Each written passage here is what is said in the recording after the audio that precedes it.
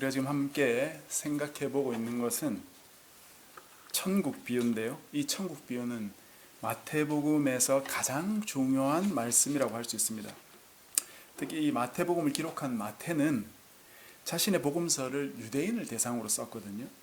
유대인들은 스스로 하나님의 백성이라는 신념이 아주 강했기 때문에 이 하나님의 백성이 어떤 사람인지, 그리고 그 백성들의 나라는 어떤 나라인지를 이 마태가 잘 설명을 하려고 했던 것 같습니다. 마태복음을 보면 처음부터 예수님의 족보가 나오면서 왕의 족보로 기록하고 있죠. 그것이 바로 예수님이 이 나라의 왕임을 말씀하고 있는 것입니다. 그리고 조금 넘어가면 산상수훈이 나오는데, 그 산상수훈이 바로 그 나라의 백성들의 법이지요. 그 나라 백성들은 세상 나라 사람들과 다르게 살아야 된다 하는 것을 가르쳤고, 또 예수님께서 병을 고치시고 귀신을 내쫓으시고 하나님의 백성들을 모으신 그런 기록들을 마태가 했습니다. 그러고 나서 이어서 이 하나님의 나라의 비유를 한데 모아서 기록했던 것입니다. 하나님의 나라는 어떤 곳입니까? 주님께서 천국에 대해서 8가지 비유를 이 마태복음 13장에서 하고 있는데, 하나님의 나라에 대해 여러 가지를 가르쳐 주십니다. 지난주에 우리가 첫 번째로 4가지 땅의 비유를 살폈죠. 주님이 주신 그 4가지 땅이란 바로 사람들의 반응이었어요. 길가와 같은 반응도 있고, 돌밭, 가시떨기 이런 밭도 있었고, 옥토도 있었습니다. 누가복음에는 바로 이 옥토를 이렇게 말하고 있는데, 착하고 좋은 마음으로 말씀을 듣고 지키어 인내로 결실하는 자가 바로 옥토라고 이야기했어요. 제가 지난주 말씀하다가 이 누가복음의 말씀을 한 번 정도 언급을 했는데 가볍게 언급하고 넘어갔었거든요. 근데 생각을 하면 할수록 이 누가복음의 그 결론이 정말 중요하다는 생각을 참 많이 했습니다. 주님은 하나님께서 말씀을 하셔도 귀담아 듣지 않는 버릇을 가진 그런 자들에게는 하나님의 진리를 듣고 돌이키지 못하도록 비유로 한다고 그렇게 말씀하셨지 않습니까? 그런 저주받은 자가 되지 않으려면 착하고 좋은 말씀으로 말씀을 듣고 지키고 인내해서 열매 맺어야 된다, 그것이죠. 착하고 좋은 마음을 나는 가지고 있습니까? 제가 최근에 읽었던 책이 그 이오덕 선생님의 책이었는데요. 그분의 책을 읽으면서 착하고 좋은 마음이 어떤 것일까 참 많은 생각을 했습니다. 그러면서 제 안을 보게 됐는데, 저 안에 보니 참 거짓되고 진실하지 못한 모습들도 많았고, 겉만 치장하던 그런 오랜 습관도 있었다는 걸 알게 됐고, 다른 사람의 시선을 의식하면서 살아오면서 굳어져 버린 그런 어리석은 버릇들, 나 자신으로 진정한 모습으로 살기보다는 주변에 의해서 형성되어 온 이런 모습들을 깨달으면서 참 저 자신을 돌아보는 시간이었습니다.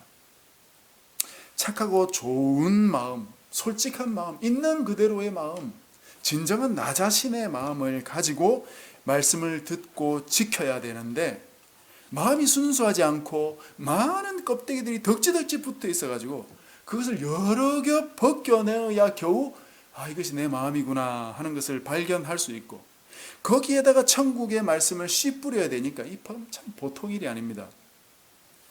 여러분은 어떠신지 모르겠습니다. 하나님 말씀이 어려워서가 아니라 나 자신이 너무 문제가 많은 걸 가지고 하나님을 탓을 하고 주변 사람들을 탓하며 살아온 것이다, 이 말입니다.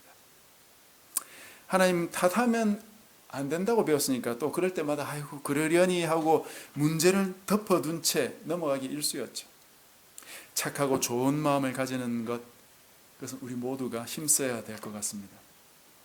오늘 말씀은 지난주에 이어서 이 천국 비유 2번째 시간인데요. 알곡과 가라지 비유입니다.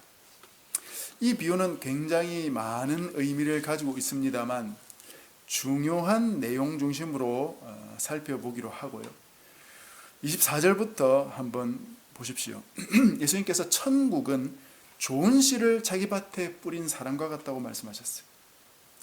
그 네 가지 땅 비유 중에 마지막 옥토에 뿌려진 그런 경우가 있었지 않습니까? 그 이야기에서 이어진 내용이라고 보면 되겠습니다.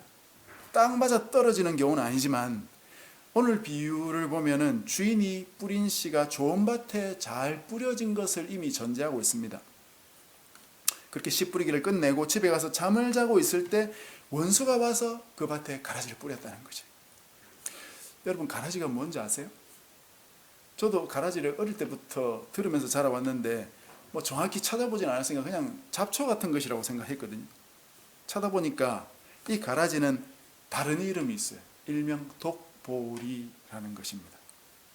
그 독보리는 싹이 어릴 때 밀과 아주 비슷해 보인다고 그래요. 그러니까 농부들이 처음에는 눈치를 못 챘던 거죠. 싸고 나고 결실하기 시작할 때 이게 가라지구나 라는 걸 알게 된 것입니다. 이 종들이 주인에게 가서 가라지를 어떻게 해야 됩니까? 그렇게 여쭈었죠. 그랬더니 주인이 원수가 그랬구나 라고 하면서 추수 때까지 뽑지 말고 가만히 두어라 이렇게 말했습니다. 혹시 가라지 뽑다가 곡식까지 뽑을지 모르겠다 하는 것이죠.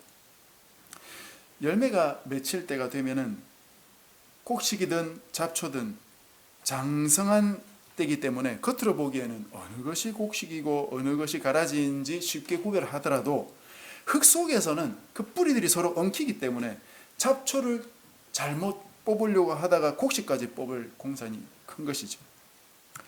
그럴 때는 차라리 추수 때까지 가만히 두었다가 한꺼번에 결판을 내는 것이 더 낫다. 그것이 주인의 말씀입니다. 추수 때는 어떤 일이 벌어집니까? 가라지를 먼저 거두어 불사르도록 단으로 묶고 곡식들은 곡간에 들인다고 했습니다. 먼저 가라지를 뽑아내어 묶는 것이 아니고 추수할 때 한꺼번에 낫지를 내서 곡식을 모으고 가라지는 밭에다가 이렇게 버려둔답니다. 그 가라지들을 모아서 묶어서 말린 이후에 불에 태우면 좋은 연료로 쓸 수 있다고 합니다. 그러니 처음에 이 잡초를 못 뽑았다 해도 장성한 이후에는 손대지 말고 그냥 두었다가 나중에 가라지를 모아서 연료로 쓰면 되지 하는 게 더 좋다 이거죠. 이런 어떤 생활 이야기를 가지고 주님께서 천국에 대한 비유를 하신 것입니다.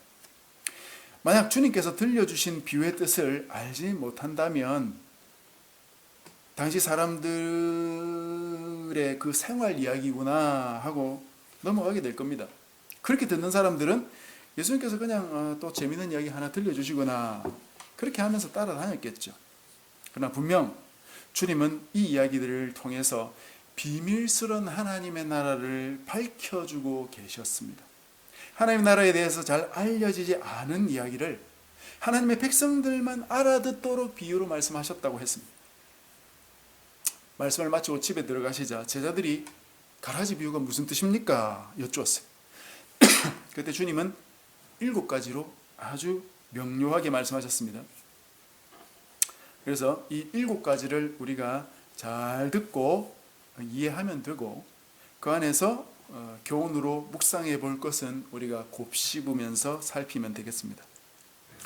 37절부터 말씀하시기를 좋은 씨를 뿌리는 인자요 밭은 세상이요 좋은 씨는 천국의 아들들이요 가라지는 악한 자의 아들들이요 가라지를 뿌린 원수는 마귀요 추수 때는 세상 끝이요 추수꾼들은 천사들이라고 말씀하셨습니다.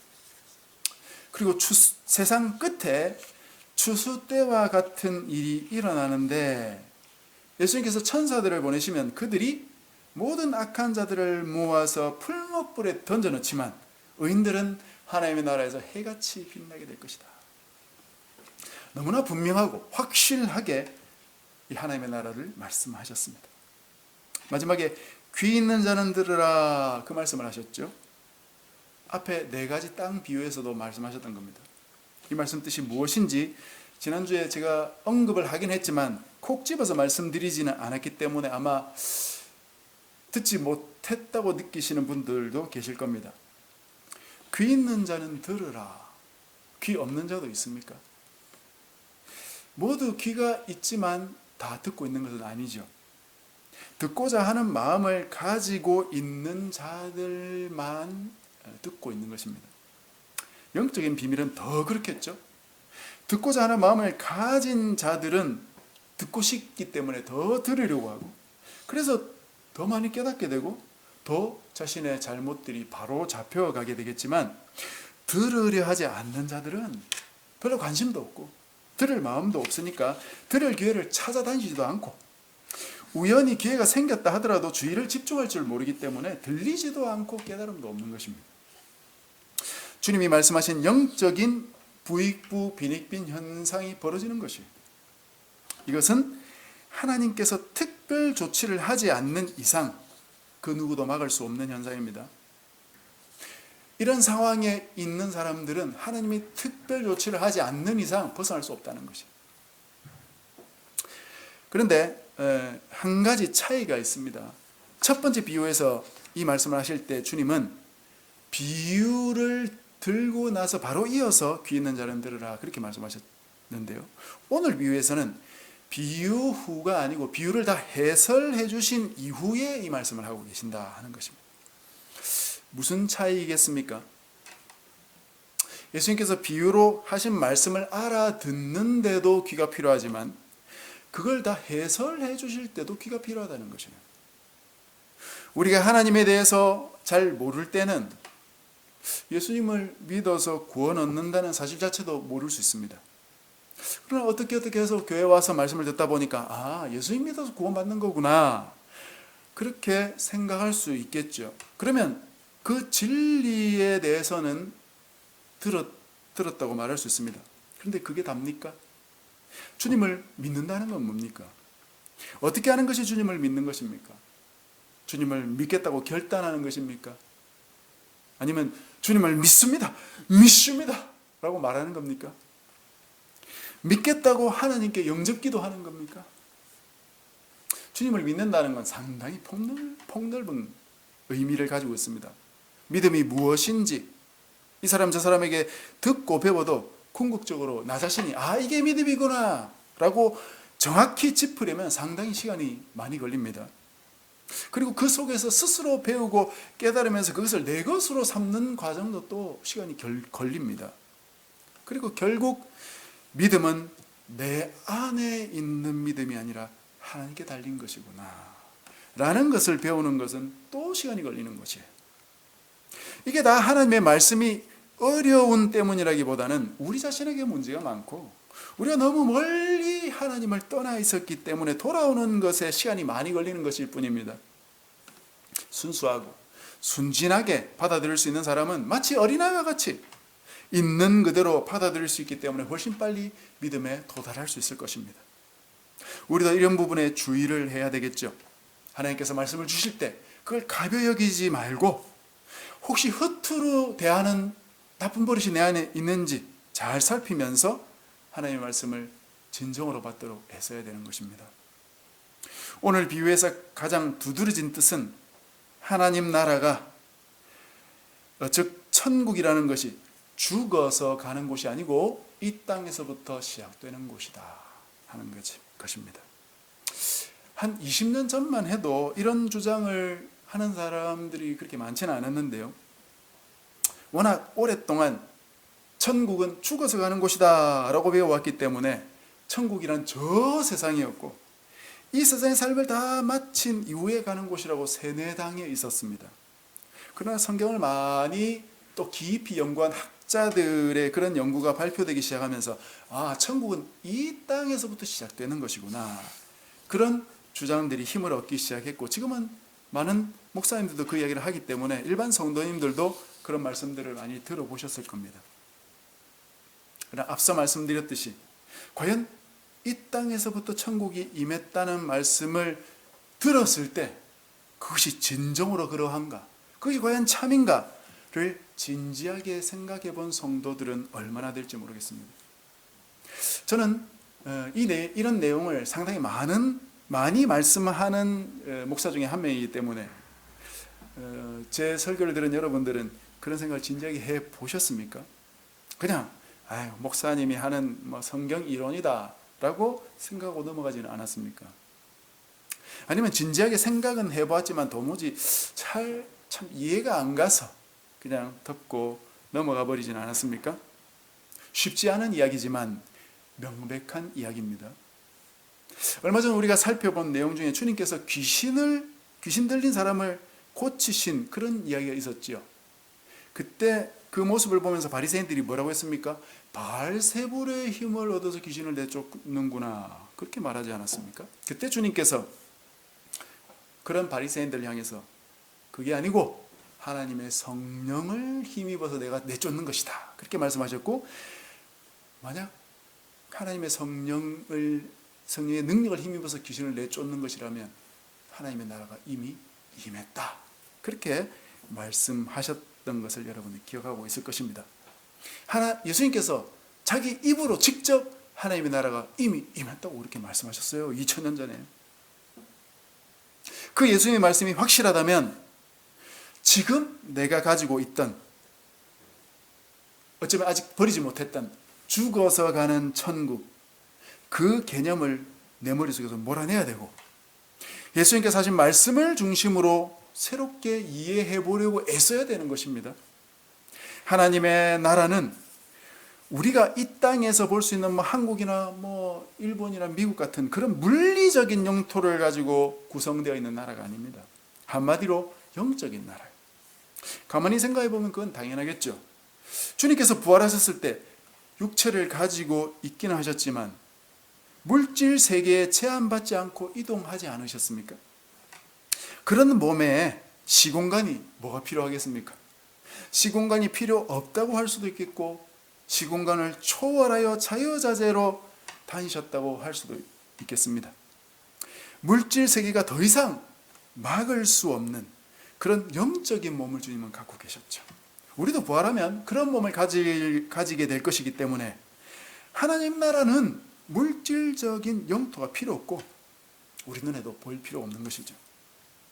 아직 우리가 이 땅에 살고 있을 때는 비록 주님을 믿어서 우리가 영적으로는 부활했다고 해도 여전히 이 물리적인 몸을 갖고 있기 때문에 예수님처럼 되는 것은 아닙니다만 그렇다 하는 것입니다. 그럼에도 불구하고 하나님 나라가 확실히 이 땅에 임했다는 것은 무엇으로 증명할 수 있느냐? 바로 성령께서 능력을 발휘하셔서 사탄과 귀신을 몰아내시는 것을 볼 때 확실히 알 수 있다. 바로 하나님 나라의 능력이 사탄의 나라를 무너뜨리고 깨뜨려버리고 있다는 것입니다. 세례 요한에게 주님께서 대답하신 것처럼 하나님 나라가 침노하고 있다. 하나님 나라가 강한 힘으로 뻗어나가고 있다. 여러분, 과연 내 삶에는 하나님 나라가 임했습니까? 나는 귀신과 사탄에 매여 있습니까? 아니면 성령께 매여 있습니까? 내 삶 속에 하나님을 멀리하고 하나님께 관심도 없고 하나님을 사모하지도 않고 하나님의 뜻이 무엇인지 아랑곳하지 않던 지난 나의 세월을 청산했습니까? 만약 그렇게 하셨다면 나의 삶에도 하나님의 나라가 임했다는 증거고 하나님의 나라가 뻗어가고 있다는 증거죠. 사탄과 귀신의 어둡고 어리석고 그 나쁜 모습들을 나도 모르게 내가 이겨내려고 하고 있고 그것을 버리려고 하고 있고 그것이 아니구나, 그것을 싫어하고 있고 이것이 아니고 하나님이 말씀하신 것이 진리구나, 그것을 내가 붙들려고 하고 있다면 그것은 내 힘으로 되는 게 아니에요. 그것은 이미 내 안에 성령께서 임하고 계셨다 이거예요. 그것이 바로 성령님의 능력으로만 가능한 일이기 때문입니다. 그렇게 해서 우리는 하나님의 나라를 이미 내 안에서 경험해야 되고 경험하고 있다는 증거라는 것이에요. 그것이 오늘 비유에서 하나님 나라에 대해서 주님은 농사 이야기를 가지고 들려주고 계신데요. 자고로 농사란 씨를 뿌리고 나면은 그 씨가 흙 속에서 계속 자라나가지고 열매 맺을 때까지 그런 과정이 있지 않습니까? 천국도 마찬가지다. 주님께서 오셔서 천국의 씨앗을 이 땅에 뿌리시고 추수할 때까지 그 과정이 있다는 것이고 그 이후에 세상 끝이 온다고 말씀하셨기 때문에 추수가 일어나기 전까지는 아직 이 땅에서 벌어질 일들을 생각하고 말씀하고 계신 것이죠. 천국의 씨들, 즉 하나님의 백성들이 이 땅에 심어지고 자라나고, 그런 와중에 악한 자가 가라지를 뿌리고 그것들이 곡식들이 자라는 것을 방해하기도 하고 추수하는 것도 귀찮게 하는 이 모든 일들이 다 이 땅에서 벌어질 일들이고, 그것은 곧 이 땅에 이미 천국이 임했고 그 이 땅에 임한 그 천국 안에서 일어날 일들이다 하는 것이에요. 그걸 예수님께서 말씀하시는 것입니다. 여기서 우리가 두 가지를 생각해 볼 수 있는데, 첫째는 이 땅의 하나님 나라에는 가라지도 함께 있다는 사실이에요. 쉽게 말씀드리면 하나님의 백성들의 모임 안에 사탄의 자녀들이 함께 있다는 것이에요. 꼭 교회가 아니더라도 우리 주변에 가라지들이 있어가지고 우리가 신앙생활 할 때 늘 방해가 되죠. 그런데 주님께서 이 가라지들을 어떻게 하세요? 뽑아버리지 않고 내버려 둔다는 것이에요. 가라지들이 하나님의 백성들을 괴롭히고 하나님 백성들이 먹어야 될 영양분도 빼앗아 먹고 뿌리를 많이 내려가지고 곡식들이 뿌리 내리기도 힘들어지지만 가라지를 내버려 두신다는 것입니다. 그 이유는 가라지를 위함이 아니고 곡식을 괴롭히기 위함도 아니라 오히려 곡식을 위함이라고 주님께서 말씀하셨어요. 가라지가 하는 일이 무엇이길래 곡식을 위함일까요? 그 가라지가 하는 일들이 본문에 자세히는 안 나오지만 41절에 보면 두 가지로 나오는데요. 뭐든 넘어지게 하는 것, 두 번째는 불법을 행하는 자, 이렇게 되어 있습니다. 여기서 넘어지게 하는 것은 하나님의 백성들을 하나님 믿는 신앙으로부터 벗어나게 만드는 도구들을 말합니다. 대표적으로 우상이죠. 하나님 말고 내가 의지하는 것, 그것이 우상이지 않습니까? 그것이 바로 나를 넘어지게 만드는 걸림돌이 된다는 것입니다. 이 이야기는 사실 구약성경에서 왔는데요. 구약성경 에스겔에 보면은 이 걸림돌이 무엇인지를 조금 가르쳐 주고 계십니다. 이 에스겔은 예수님이 오시기 전 약 600년 전에 이스라엘에서 활동했던 선지자인데, 600년 전은 어느 때입니까? 남유다가 바벨론으로 포로로 잡혀갔을 때거든요. 그때 에스겔도 같이 바벨론에 잡혀가서 거기서 예언했던 선지자입니다. 그때 하나님께서 이 이스라엘의 멸망에 대해서 많은 교훈들을 주시는데, 그때 이스라엘 백성들을 야단치시면서 뭐라고 하시냐면, 이스라엘 백성들이 자기들이 가지고 있던 그 금과 은을 다 버려버리고 쓰레기같이 여길 것이다, 그렇게 말씀하셨어요. 왜냐? 그 금과 은들이 하나님을 믿는 신앙에 아무런 도움이 안 됐고, 또 하나님께서 이렇게 진노를 내리셔서 이들이 바벨론 포로로 잡혀갈 때에도 그들을 피할 수 있게 도와주지도 않았고 아무런 쓸모가 없었기 때문이다. 금과 은 손으로 붙들고 있어봤자 영적으로 아무런 도움이 안 되는 것입니다. 오히려 죄악의 걸림돌만 되었다는 것이에요.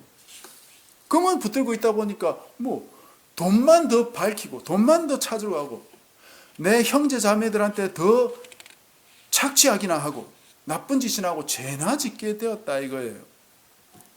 그러니 그것이 바로 우상이었고, 그것이 꼭 돈이 아니더라도 하나님 말고 내 마음을 사로잡고 있는 것이 있다면 그것이 바로 죄악으로 우리를 끌고 가는 걸림돌이 되는 것이겠죠. 그래서 이 모든 우상들이 첫 번째 마지막에 그 불에 태워질 대상이고, 두 번째는 불법을 행하는 자들이다 라고 했어요. 불법을 행하는 자들이라는 표현은 앞에서 우리가 산상수훈을 볼 때 배웠죠. 그때 주님께서는 하나님의 뜻대로 행하지 않는 자들을 바로 불법을 행하는 자들이라고 말씀하셨는데, 그들은 하나님 나라에 들어갈 수 없다고 했어요. 그들이 어떤 일을 했습니까? 선지자 노릇하고 귀신 쫓아내고 권능을 행하고 마구 놀라운 일들을 행했죠. 그러나 하나님의 뜻대로 하지 않고 하나님이 부르시지도 않았는데 가서 일하고, 하나님이 그 일을 하라고 명하시지도 않았는데 가서 하고, 하나님 방법도 아닌 자기 방법으로 제 멋대로 행하고 있었기 때문에 주님께서 그들을 향해서 불법을 행하는 자들아 나를 떠나가라, 그렇게 말씀하셨죠.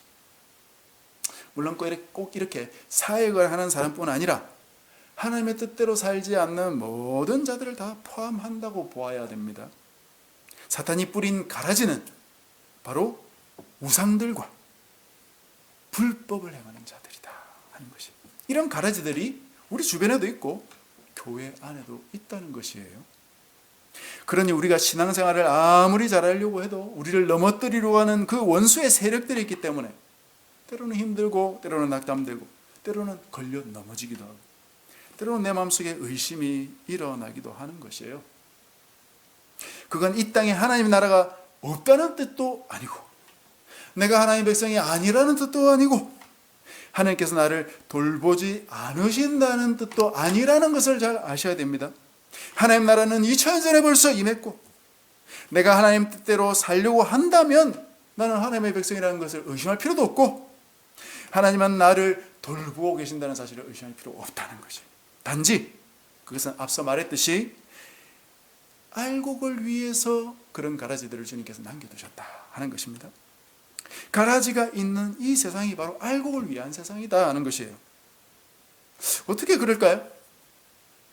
가라지들을 보면서 어떤 생각을 우리는 합니까? 저들과 구분해서 나는 하나님이 원하시는, 하나님이 말씀하신 정결한 삶을 살아야 되겠구나, 그런 깨달음을 가질 수도 있고, 또 그런 깨달음 속에서 하나님의 말씀하신 그 정결한 삶을 갈망하게 되기도 하고, 하나님의 뜻대로 행하지 않고 말로만 고백하는 그런 열매 없는 교인들, 그 가라지들이죠. 그런 자들을 보면서 저것은 아니구나 라는 실물 교육도 받을 수 있는 것이에요.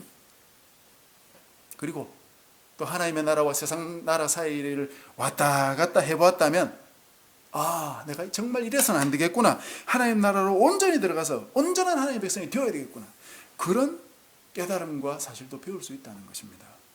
가라지가 없다면 어떻게 배우겠어요? 어쨌든 이 세상에 살 동안 가라지가 함께 있는 세상에서 사는 것이기 때문에 때로는 하나님 나라가 불분명해 보일 수 있지만 그것이 영적으로는 우리에게 유익한 점이 있다는 것을 주님이 말씀하셨기 때문에 우리가 그것을 잘 믿고 또 잘 정리해 두어야 됩니다.